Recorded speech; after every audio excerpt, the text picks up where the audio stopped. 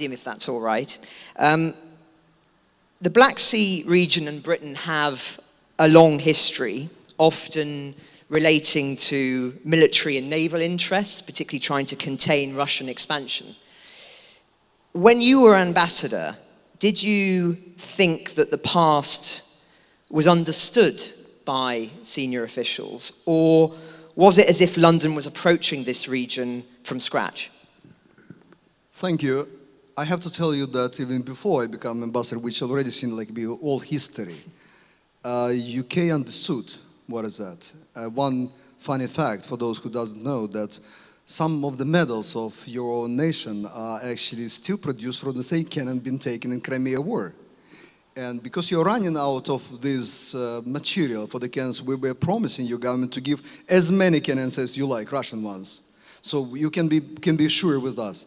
What I'd like to remind you that, remember that ship called famously HMS Defender, which was coming along the Crimea borders at that time, obviously and openly showing Russians that there is maritime freedom and all of this stuff.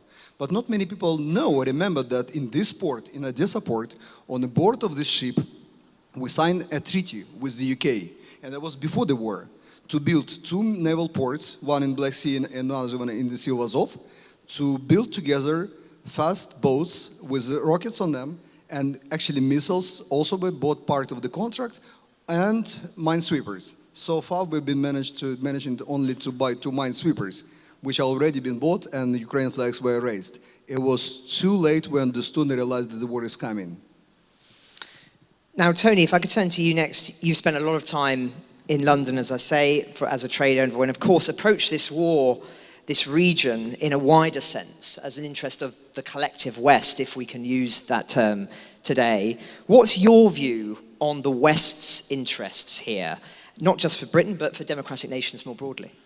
Well, I think that the Ukrainians are fighting for everyone's freedom, because if aggression wins in Ukraine, aggression is emboldened everywhere. And obviously, the West has 3 massive challenges. We've got a fascist dictatorship in Moscow, we've got a communist dictatorship in Beijing, and we've got an Islamist dictatorship in Tehran.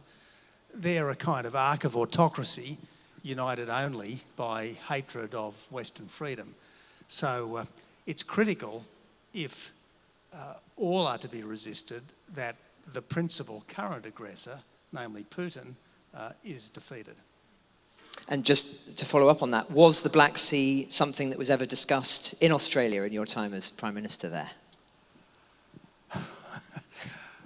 Look, the short answer is no, but if you look at Australia's military history, it really began on the Gallipoli Peninsula, which is not too far from here. And while we are an Indo-Pacific country, most of our military casualties were on the battlefields of France in the Great War. It was Australian troops that liberated Jerusalem and Damascus in the Great War. It was Australian troops that liberated Lebanon and Syria in the Second World War. It was the Australian Army that defended Tobruk successfully, and then when the British Army took over, fell, I'm afraid, Richard. Sorry about that. But so look, we've had a strong history far from home. Thank you. Well, bringing in Bob here, interests is a broad term. Strategically and militarily, how interested should Britain be, and what's happened here during this war? What lessons can be taken from here for the future of warfare? Firstly, thank you very much indeed for having me here, and Slava Ukraina. Britain's interest, I mean, if you look at the references to the Black Sea in the strategic review and integrated reviews, it either doesn't pop up at all or it pops up very occasionally. Since the 1840s, Britain's strategic interest in the Black Sea has effectively been to deny Russian dominance there. And that is a historical, a permanent historical feature. There is one thing that is potentially unique about Britain's strategic culture that we've done maybe better than any other country on earth in the last 400 years, and that is to develop alliances, whether it's with Australia and New Zealand because they've come out of Britain in the 19th century, whether that's with German mercenaries, whether that's with Turkey and the Ottoman Empire, or whether that's nowadays with NATO troops. And what we have tended to do as a country is to ally or find similarities with other nations to make our money, our troops go further, because historically we've always had a strong navy and a small standing army. So the Royal Navy's been through the Black Sea maybe 11 times since 2012, and we had 6 Typhoons stationed in Romania. So effectively it's using our power and influence in order to stabilize. Since the Ukraine war, categorically that has massively ramped up. One thing that the Brits have done very well here, and in fact it was a former constituent of mine who was one of the key motivators behind that, was to make sure that after the grain deal fell through, the reason why we've had millions of tons of grain go out since, because Lloyds and a bunch of smart lawyers and smart problem solvers in London enabled the insurance and Lloyds and the reinsurance and all the politics that have to happen to reopen that Ukrainian trade route. So that's something that the Brits were doing very well behind the scenes, and that has impacted massively on the developing world because of the grain and the wheat and other goods that are going out, but also it's brought in billions of dollars for the Ukrainian state. So we find occasionally, we use our power, we've got to use it quite carefully because we don't have as much as we used to, sadly, but what we've done is use that power effectively to build alliances now, in this day, post-22, with Ukraine to make sure that we are doing what we can to support Ukraine, as many other people have said. Thank you. And Richard, militarily, just how important was it, do you think, to see Ukraine remove the Russian Navy from the Black Sea ports? Well, Francis, I know at the beginning you told us, or before we came in here, you told us we weren't to do anything like this, but I'm trained in resistance to interrogation, so I don't necessarily answer the questions directly. But I would like to say, first of all, thank you very much to this conference for inviting me to be here. And secondly, I've spent a lot of time in Ukraine since the war began, and I've visited a lot of Ukrainian forces in different parts of the country. And I'd just like to pay tribute to the extraordinary fighting prowess, bravery and sacrifice of the Ukrainian forces over the last 3 years or more since this war began. I think we can all take great pride in their immense bravery. Hear, hear. Will you excuse me for that? Thank you. Permitted. Thank you. I think obviously the Black Sea region is critical, even though, as Bob rightly said, in the last 2 defence reviews, it was barely mentioned or mentioned once or twice at the most. But nevertheless, it's now recognised as a critical conflict zone for a number of reasons. First of all, because of the effect it has on global trade, particularly with exports of foodstuffs, etc., from Ukraine around the world, and therefore it's vitally important, but also because the UK, following in the footsteps of the US, has made if not a pivot, at least a tilt towards the Indo-Pacific, and the Black Sea obviously has a significant influence on the routes through the Eastern Mediterranean, through the Suez Canal and to the Indo-Pacific region, so it is very important. And I think, I'm not a naval man by any means, but I certainly think that from everything I know about it and from the discussions I've had with people who do know about maritime warfare, the way in which the Ukrainian armed forces have inflicted so much extraordinary damage on the Russian Navy without having their own navy, to speak of at the moment anyway, has been absolutely remarkable. I think it would be too easy perhaps to draw many wider lessons from operations in such a confined seaway as the Black Sea is, but nevertheless I think, as someone on a previous panel mentioned this morning, the Royal Navy and other navies around the world have got a huge amount to learn from the incredible innovation and I suppose also courage of the Ukrainians in doing so much damage to the Russians. Bob, I see you want to comment. Can I just add to that? Because actually Vadym is one of the people responsible for these extraordinary sea drones, and we should thank him for his incredible work, as well as being a truly superb UK ambassador, and his wife was they were fantastic hosts, and their cuisine at the embassy was awesome, and I hold Vadym and his missus responsible for that, so thank you so much. Just on Richard's point, do not underestimate this at all. It is extraordinary that a nation without a coherent or credible navy has destroyed and chased away to the other side of the Black Sea a 50 vessel surface fleet. That in naval warfare, that is pretty much unique. Now, you're right to say this is not the Pacific. So you're dealing with different things. You're still in the Pacific and the Atlantic, you're still dealing with aircraft carriers, nuclear subs and the like. But one should absolutely not underestimate the way that war is being redefined. We see it as being an infantry battlefield saturated by drones. But arguably, on the sea, you can now destroy a naval power if you are not one yourself. And that is it's a massive wake-up call for everybody with a surface fleet navy. It has huge ramifications. Vadym, do you want to comment on the significance of sea drones and how it's transforming not only this war, but the future of warfare more broadly? This part is paid advertisement for the company. We're producing drones, and the biggest ones are these Magura drones. You've seen them chasing down, as was said, the fleet. And you remember how people were laughing at our idea to have mosquito fleet? We were laughing ourselves. And obviously we wanted all the nuclear-run submarines and everything in the fleet, in our own fleet. But what we found out in the first days that we can successfully turn the very leisure boats in a very tiny and nasty things which will go around, find the prey, and will chase them down and kill. So by this time, 13 of the ships, Russians, are somewhere in the bottom feeding fishes and helping our surrounding environment.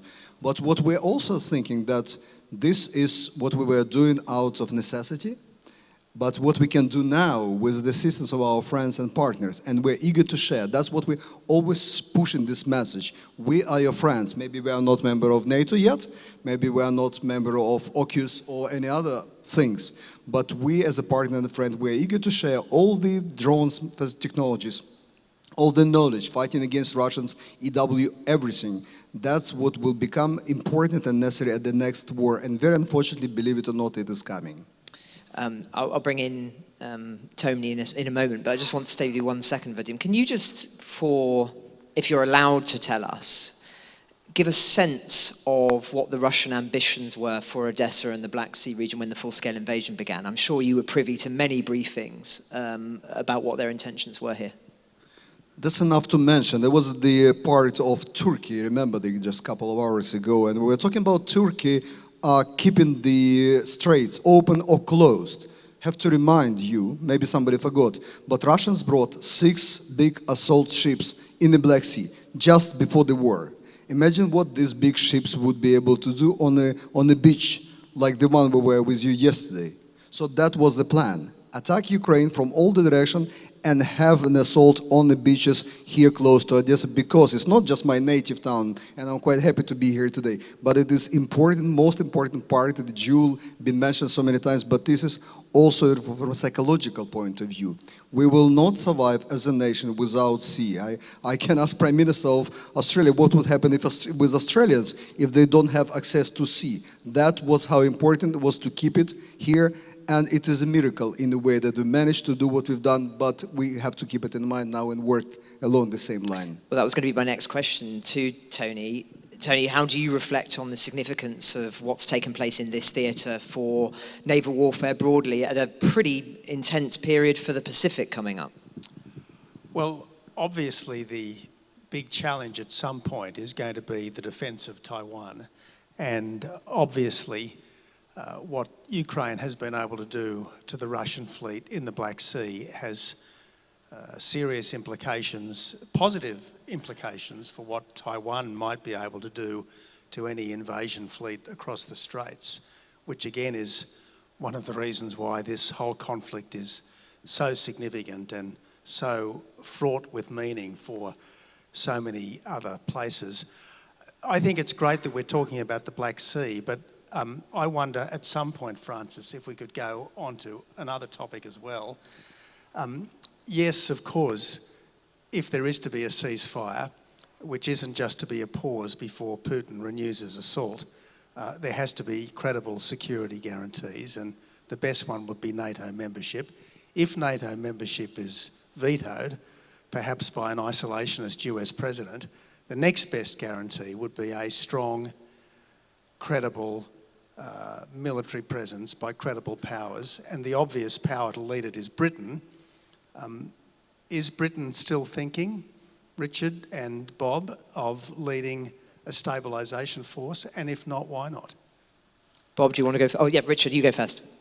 You sure? Go on. I think when Keir Starmer, our Prime Minister, first of all mentioned deploying or leading and deploying a coalition of the willing to basically to maintain the peace between Ukraine and Russia if a peace deal did come about, I think most people who know anything about the subject greeted that with a degree of, shall we say, skepticism at best. And of course, now the whole picture has changed, and I think the latest from the Prime Minister is that it's too dangerous, and therefore our contribution, if any, is likely to be limited to training Ukrainian forces well behind the front line and helping them to build their capability, which of course is a valuable thing. But the reality is I don't think Britain or any other European country is at any time in the near future going to be in the business of deploying forces into Ukraine. They're too afraid of Putin, and not only that, but they also do not have the capability themselves. Great Britain does not have the capability to deploy thousands of troops, particularly on a long-term basis, into Ukraine. It couldn't do it.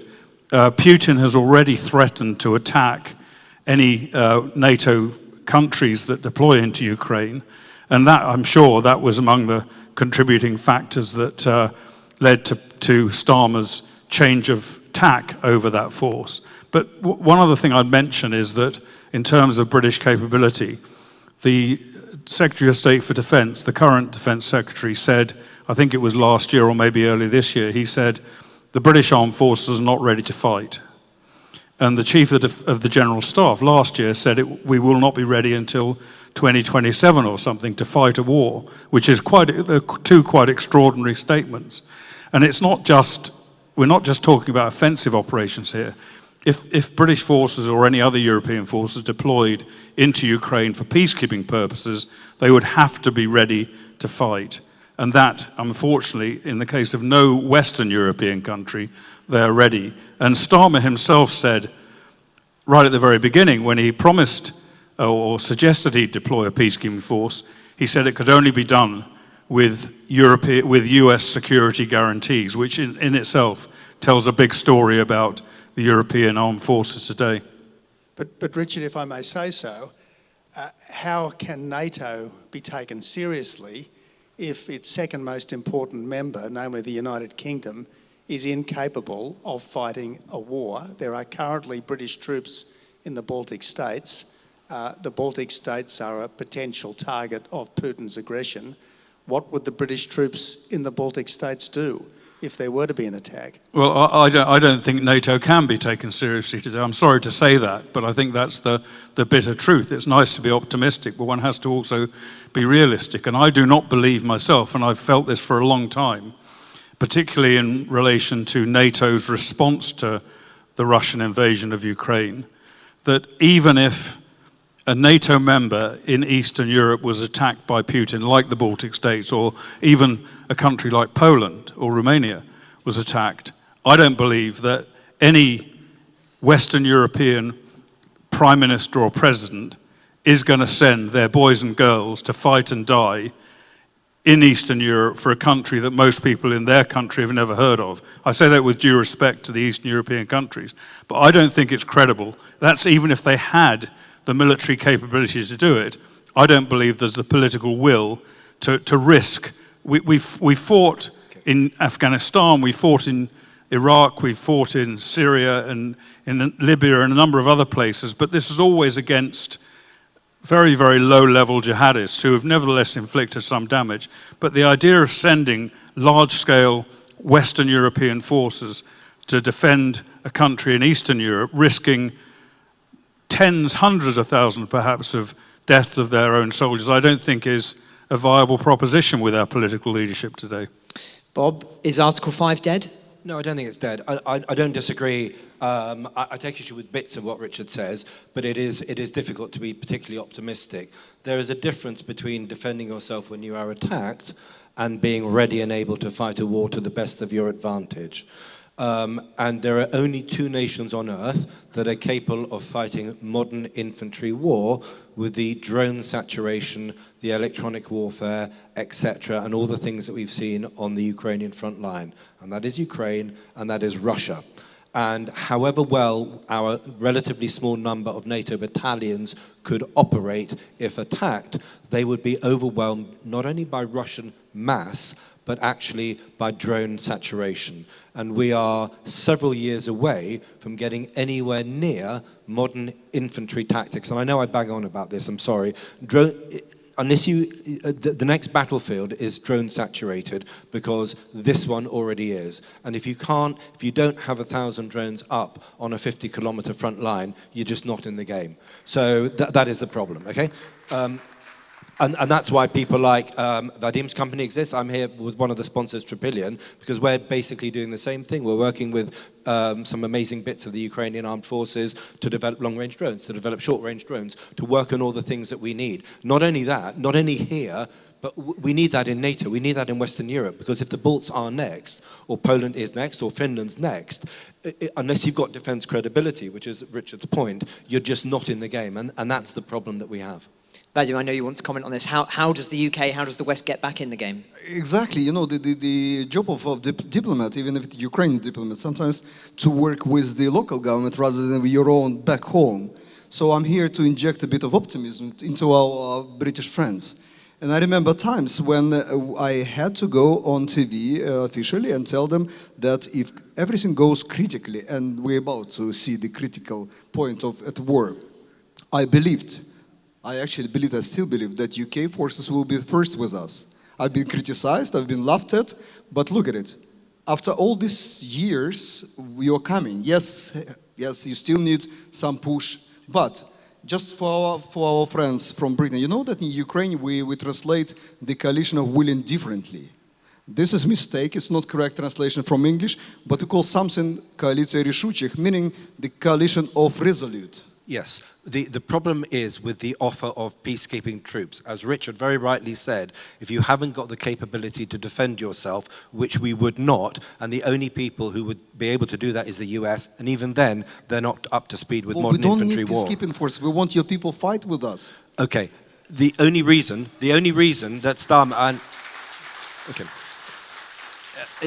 I'm afraid to say, in my cynical point of view, and clearly I don't support Starmer's politics, the one not unpopular thing that the Labour government has done was talk about defending Ukraine. And I think they kept this narrative going longer because it's literally the only thing that didn't tank them in the polls. So I'm afraid there was I find a lot of domestic cynicism about why Starmer was talking about peacekeeping troops. I don't think there was ever a serious intention. And look, I'm a patriot, I love my country, I love the armed forces that we both served in. I wish we were not in the position that we're in, and the Conservatives have to accept a big chunk of responsibility for running us down too much. Look, Putin declared the new Cold War in 2007. For 15 years, we buried our heads in the sand, and now we are all paying the price. You guys are on the front line, and we need to learn from you because you are the masters. You're the teachers now, as somebody said earlier here. We've got to understand this type of war, and we have got to listen to your experience and then translate that to build up your industry. Your arms industry in Ukraine has less than 100 million of foreign investment. That is probably the sort of investment that goes into Birmingham restaurants every year. I mean, this is extraordinarily bad. You know, we need to be investing in your industry, and you need to be telling us how to fight future wars, because you're fighting them now.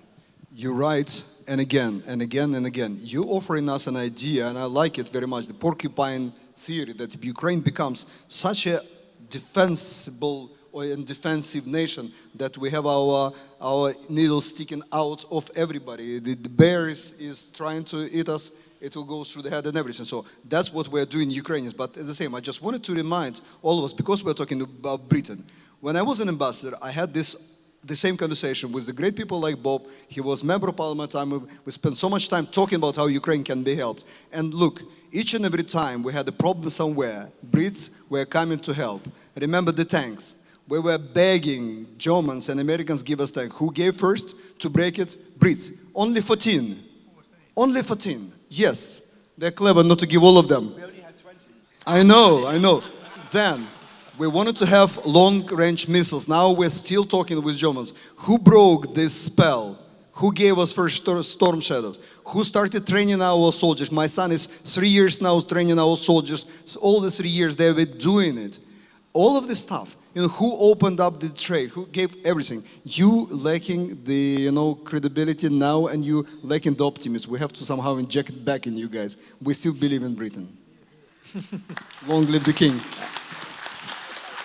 Let's stay on the subject that was raised a moment ago, which is the next phase politically around these talks of, peace talks, ceasefire, however we want to articulate it. Tony, you've been at the top table of global politics.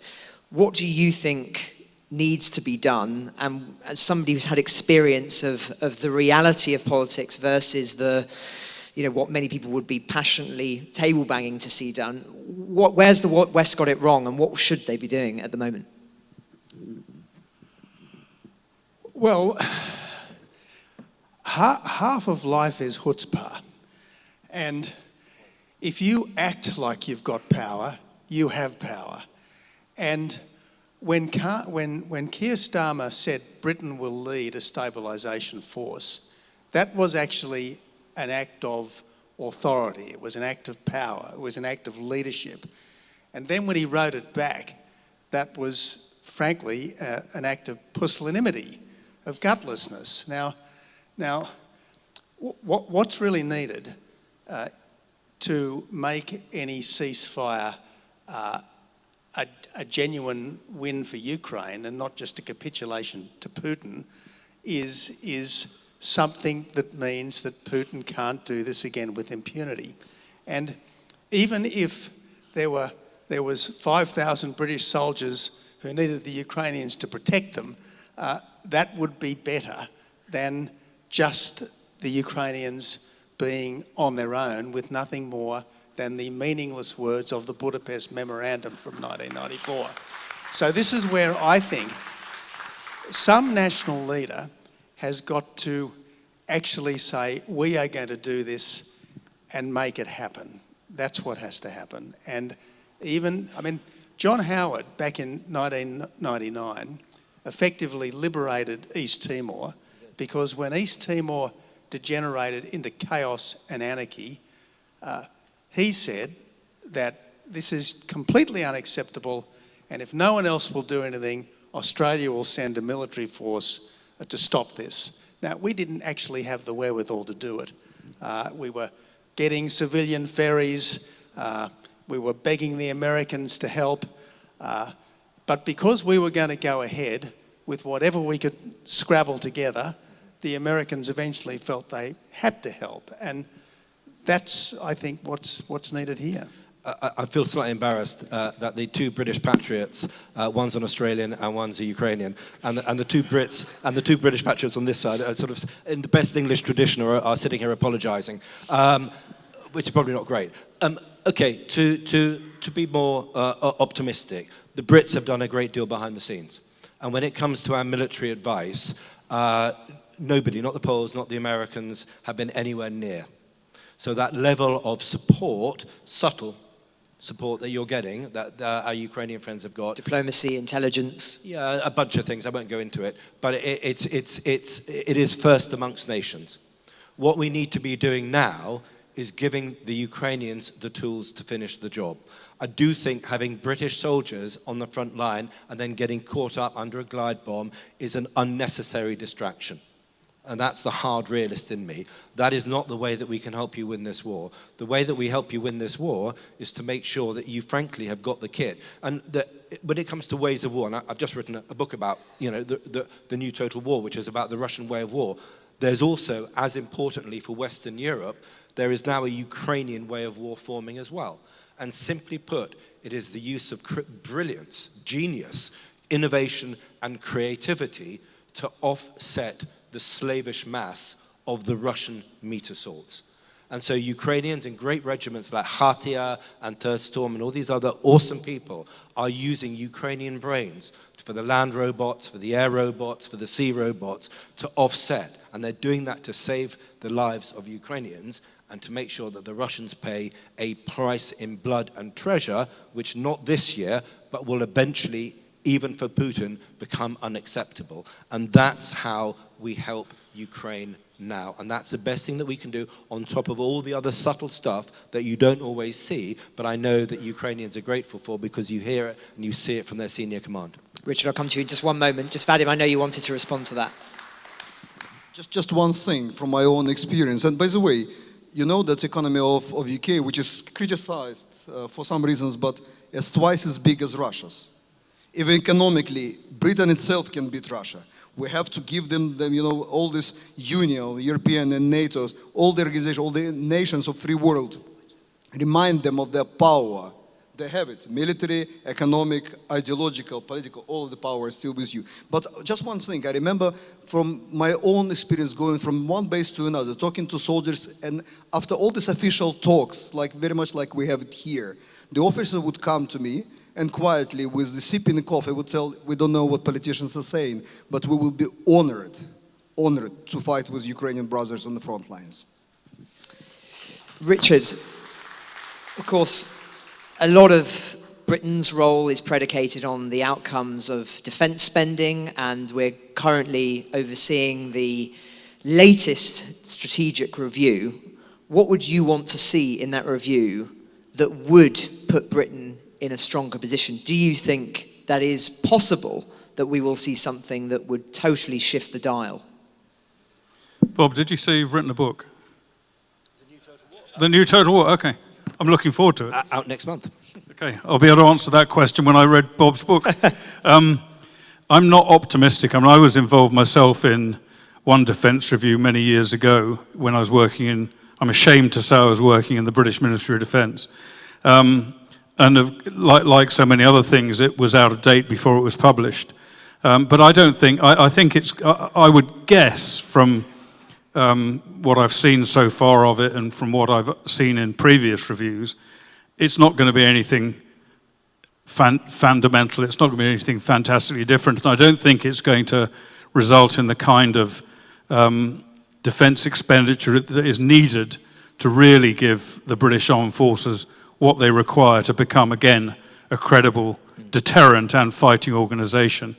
And I think, I mean, there's one thing that, to add to what was being said earlier on about Britain's contribution to at least deterring a further aggression by Putin if this war ever ends. And that is, yes, of course, it's really important that we do what we can, as Bob suggested, about capability building and industrial capacity, technology, all the rest of things to support Ukraine as best we can, and intelligence sharing, diplomatic action around the world, all of these things I think are extremely important.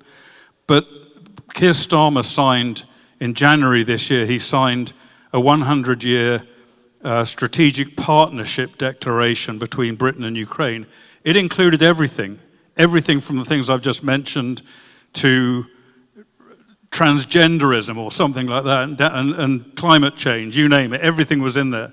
One thing that I noticed wasn't in there, which I think should have been, unless it was in a secret annex, which I doubt, was nuclear capability. Britain has a semi-independent nuclear capability, but it's only strategic nuclear weapons. We don't have battlefield nuclear weapons any longer. And of course, Russia does have battlefield nuclear weapons in large numbers and strategic nuclear weapons. And if this document of partnership was to be something like a kind of bilateral NATO agreement, which it seemed to present itself as, then I do believe that nuclear should have been in there. And I know people are horrified at the mention of the word nuclear, but you can't deter a nuclear-armed country without nuclear capability, and you can't deter battlefield nuclear weapons with strategic nuclear weapons. It simply doesn't add up. So I think that part of that declaration should have been for Britain to undertake to develop battlefield nuclear weapons. Now, I know how expensive that is, which could have been a deterrent against Russia, and or to help Ukraine develop its own nuclear weapons capability, having surrendered it with supposed guarantees from the West, which never actually materialized. So I don't think we should just ignore the idea of the nuclear issue, which seems to be swept under the carpet today, and I think wrongly. Well, let's, if other people are afraid of that issue, let's engage with it in a moment. Just 1 second, if I may, Tony. I thought it was very interesting to hear Sir Ben Wallace say in the session before this one that the defence review is only likely to see, in its first phase, a sort of analysis of where we are, and then we'll be waiting for December to see more details. So this is going to be a long, long process. But Tony, you want to come in on the nuclear question? Well, I really wanted to come in on the political will question. Now, Bob, you were part of a government. Okay, but you were a part of a government. I mean, why did the recent Conservative government so drop the ball on this issue? I mean, I can remember saying to David Cameron, this is the whole issue of Britain's military strength. I mean, I can remember saying to David Cameron back in 2010, what sort of a Conservative government boosts foreign aid and cuts the British Army? Because the best form of foreign aid is, in fact, the British Army. Why did it all go so wrong? The sort of government that does that is a government that's slightly embarrassed about being conservative. And we ended up talking the talk, but not walking the walk, which is why we are in the position that we are now. And I wish we had more of your wonderful Australian-style optimism in our own country, because we are too negative too much of the time. And always feeling to apologise for yourselves, and I'm fed up with that as well. I mean, without getting into domestic UK politics, we're spending way too much on welfare, way too much on supporting the wrong kind of immigration, and actually we need to be shrinking the state and making sure that our police work better, our courts work better, and our armed forces are, they're not uncredible, Richard, but you're right, they should be more credible, and we need to get to grips, our Navy needs to get to grips with mass sea drones, which is why I hope we're going to be working very closely with our Ukrainian friends, and we need to get our army bigger. We also need to build up our reserves, so there's lots of things that we should be doing. But as you're right, we're still a great power, and we should be acting like that and having the confidence to do so. And I wish we would do that a bit more. Let's see what happens. Could I just add to that? The point about not being credible, I agree with you. The armed forces themselves, weak though they are, they do have fighting power, and they have within the armed forces, they have the will to use it. My problem is that deterrence or even combat capability is made up not just of military capability, but of political will. And I just don't think that is there. I don't think it exists. So I think the lack of credibility is down to the political leadership, not just in this government, with all due respect to your government as well. Vadym, if you could comment on that, but also Ukraine and its future nuclear capability. Is there work being done behind the scenes? Absolutely. We are doing it at my balcony in the garage, and everybody else, Ukrainians, we are making our nuclear bombs here.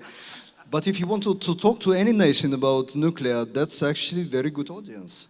Because these people believe that we've been fooled to give up the weapons. Now we're facing the place where we actually sent all our nuclear materials and missiles and everything else. Being produced mostly here, being engineered here, being designed here. So we have a right. It's not just piggybacking on somebody else's efforts, giving us bombs. No, they were ours as well, as much as everybody else in the Soviet Union, but we were almost the half of all being produced, all the military and everything. I don't want to give you a lecture, the role of Ukraine.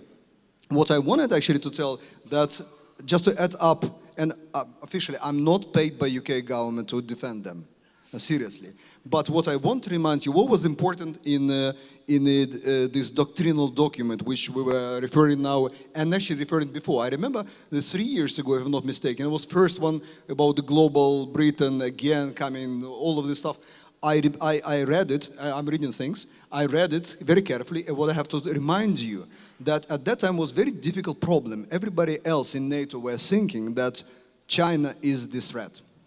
And Russia is just declining power, nobody cares about, especially American friends. And you were the only one to understood at that time how important it is to see that yes, China is difficult, yes, it is competitor, very difficult to deal with, but Russia as a disruptor, as somebody who is losing real grip over world, can be this very dangerous enemy. And it was in British papers telling that we have to return sort of our vision towards Russia, seeing what they're doing, preparing for, very unfortunately, for the war with them.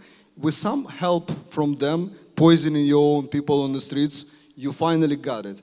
And without this moment, when you realized, your thinkers realized, your parties realized that Russia is actually a threat, we will not be here and you will not be here. I remember going over to your place for lunch, and I still feel guilty about it. And you kept saying, we need to buy more weapons. Can you help us to buy more weapons? Who do we talk to in the British government that we can get weapons from? Because you had the brains to see what was coming. And this was the summer where Putin wrote his essay on the historical unity of the Russians and the Ukrainians. And I remember reading it and thinking, I think that's bad news, but is it? Surely, could it be happening? And then, you know, the build-up kept on happening. I still feel guilty that we didn't do enough. And I know that Boris is super popular here. Boris's government and the Conservative government should have been plowing arms into you for a year before. We should have been setting up production lines for 155 shells, you know. That still pains me, the stuff that we should have been doing with a little bit of forethought. You know, we got there eventually, but thousands, tens of thousands of people have died since then, and it is painful for me to recollect that we should have done more. And even when we saw it was coming, people still weren't listening. I was writing articles in the Telegraph. You were commissioning them, Francis, and I'm sure Richard was as well, saying bad things are going to happen. And the government was saying, yeah, maybe, we'll see. But you know, but Ukraine itself was undecided. So we've got to remember that, because you're saying, well, show us the evidence. So yeah. We're coming to the end of our time, and on Ukraine the Latest, we always offer final thoughts and an opportunity for guests to offer reflections that haven't already been raised over the course of the conversation. So this is going to be that opportunity, and we'll start at the end with Richard and we'll work our way back. So are there any subjects, Richard, we've not talked about that you'd want to leave to this distinguished audience? I think you've done a masterful job in covering most of the spectrum. But I would say, and again, this is a sort of a British, not apology exactly, but a negativity, I suppose. And I go back to the issue about the political will of the United Kingdom and also of other Western European countries. And I do distinguish between Western and Eastern European countries here. But it's really hard for me to see how our country, or France, Germany, and the other major countries in Europe can actually play a significant role in supporting Ukraine, apart from the industrial capacity and providing aid and munitions, etc., for Ukraine. I find it hard to see how our countries can be in a position to fill the gap that might be left if the US ultimately pull out of their support from Ukraine. And I don't think that's happened yet, and maybe it won't happen. But I don't see how that gap can be filled by anyone else. And it kind of is a result of, even though, you know, the overall European economy and military capability overall is greater than the United States, all combined, and greater than Russia. It's the legacy of decades and decades of European countries freeloading on the back of the United States. And that's brought us down to a really low level that we really have to get out from. I'm not confident we're going to, but it's something that we really do, I think, need to do. And I think it's in some ways, going back to Britain, it's epitomized by our unwillingness. For example, we're talking about maintaining freedom of movement in the Black Sea, but we couldn't even make a major contribution to maintaining freedom of movement in the Red Sea, a major trading route where the US deployed significant forces to attack the Houthis.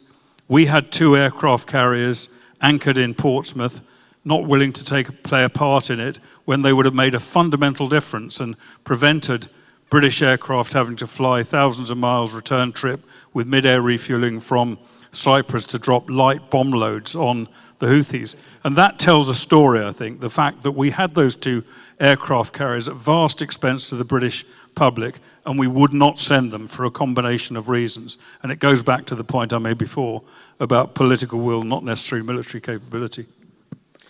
I'm going to go on this side of the room to pick up their optimism, Richard, if you don't mind. I don't dispute what you're saying, but look, I'm going to be glass half full. We've done an awful lot. Could we have done more? For sure. I wish we had. I wish more of us had had the foresight, but we are where we are. We've done a lot. We've done some really important things behind the scenes. And the critical point now is we have to understand the type of war that the West, and I absolutely include Ukraine in that the West is facing. And we have to understand that template of total war from Iran, from China, and above all from Russia, because they are the people who are writing the doctrine of that total war, whether it's assassinations, whether it's economic attacks, it's cultural attacks, it's use of the church, or traditional warfare. So we need to understand. And the other thing that we can do, without going back to the companies that we necessarily work for, is that the Ukrainian market is still too small for major venture capital. So there's a massive opportunity here for people to come in and to work with these garage geniuses to build up Ukraine. It is now a strategic imperative for the West that Ukraine and Kiev defends itself. And the reason we do that and how we do that is to make sure their arms industry is now one of the leading arms industries in Europe, because their genius will help protect Poland, will help protect the Baltic republics, and will help protect all of us in future. So I mean, I'm going to be optimistic about both countries. So as well as saying Slava Ukraina, I think we need to, on this side, we need to start saying Slava UK as well. So. We have 4 minutes, 35 seconds. Let me be for 1 minute cynical, and I wasn't cynical before, I'm just starting. Dear friends, we were happy that you're with us, and the politicians, both like you, I hope one day you'll get back to the parliament, we'll run this nation again. And I know other friends here in the room, but I have to tell you, a cynical Ukrainian former diplomat, you have no other choice. You're helping us not because you have great hearts, and you do, but because your own people want you to do so. I have to remind Ukrainians in this room that out of all the nations in the world who are hosting our refugees, mostly by state funds, these people allowed usual family, normal Brits to host our people. Our 220,000 plus Ukrainian families are living in the houses of these people, some of them members of parliament. And they're supporting them, so you have no other choice. We are brothers and sisters now, whether you like it or not. Thank you. Well, I for one certainly have a great deal of faith in Mother England, and may you have more faith in yourselves. I also have tremendous admiration for everything that the Ukrainian people have done and are doing and will do. And for a country which did not know freedom, did not know independence for centuries, to be fighting so hard for the freedom and the independence that it's only just got, puts the rest of us to shame, but hopefully we'll learn from the lesson. Now, I guess our difficulty, Francis, is that it's very hard for people living in a democracy to understand the mindset of a tyrant. And we think that people that the leaders of Russia and China and Iran and countries like that are just like our own leaders. They want to be liked, they want to be voted for, they want to produce better social security systems and better health and education. They're not like that at all. I mean, you know, Putin really does want to recreate the empire of Peter the Great. President Xi in China really does want to make China the whole world's middle kingdom. The Ayatollahs in Tehran really do want to create a global caliphate, and if that means the deaths of hundreds of millions of people in the process, well, so be it. So we just have to wake up to what the challenge of the day is. It's incredibly difficult, but the more we can be familiar with what you Ukrainians have had to do for yourselves, the better for all of us. So I reckon what we need is more people from Ukraine come into countries like ours to wake us up, to tell us, look, if you guys don't wake up to what is really happening, you will be sleepwalking through Lotus Land to disaster. Well, thank you very much to all of the panel. I hope that you, the audience, will forgive us for going beyond the remit of the subject that we were discussing, but I think they were welcome tangents. And I just want to say it's been a real pleasure and a privilege to be here in Odessa. And I know that many of you listened to the podcast I co-host with Dominic Nichols, who did the last session. And I just wanted to thank you very much for doing so, and stick with us and stick with everybody who's writing and still caring so deeply about this issue, as I know that all you do, because I think, as we've seen today, this is still going to be something we're going to need to be resilient for a lot more time yet. But I've got 25 seconds left, 24 now. So just to say thank you all very much for coming to this. Thank you very much to the hosts for having us, and thank you very much to the panel. Goodbye for now. Thank you so much for your wonderful moderation and for all of our speakers. His Excellency Vadym Prystaiko, Tony Abbott, Dr. Robert Seeley, and Colonel Richard Kemp, and of course our moderator Francis Dearnley.